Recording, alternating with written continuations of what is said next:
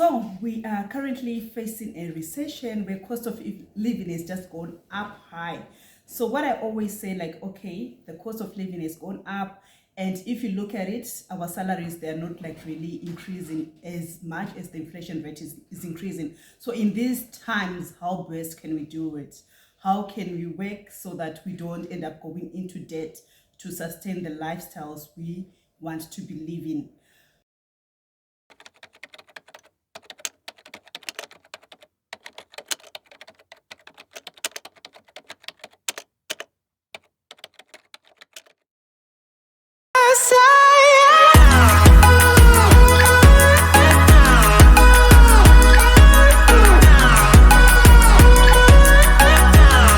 Hi everyone, if you're new to my channel, my name is Tarie from Let's Talk Finances with Tarie. I'm a financial literacy expert, and I love teaching people how they can take best care of their money so that their money doesn't run away from their pockets. So if you are wondering how can you cope in these hard times we're going through, where prices are always increasing every day and groceries seems like they're always increasing every month, because my bill for my groceries, like on the same basics which I buy every month, the rates are always changing every month. So in these times, how best can we ensure that we don't end up going into debt so that we can sustain this lifestyle we want? So with me, I always say that we have to think beyond salary. This is the time to have multiple streams of income. Look at other ways how you can generate money, so that at least that money you're generating, it can go to pay off your debt, it can go rather to your savings, or you can still do what you love doing, towards doing mushroom farming. I got so intrigued in the idea of mushroom farming. Then I told Walter that, you know what, Sis Grace has said that she's doing mushroom farming, and she said she can show us how she's doing it. So apparently, like, I think it was just something which God organized, because she apparently lives closer to me. We actually stay closer to each other. So we decided to go and visit them. They were actually planting their mushrooms, and we saw the whole process. They were doing it. Then we were like, okay, I think we need to start doing this mushroom farming. Mushrooms, mushrooms, mushrooms. Mushrooms, mushrooms, mushrooms. Because it's one of the projects which is like, it doesn't require a lot of capital, and it's less labor. It doesn't require a lot of manpower, if I can put it that way. So I'm going to be talking to you how you can do your own mushroom farming, and I'm also sharing pictures of how we do ours and how we do the process and how it has been going so far.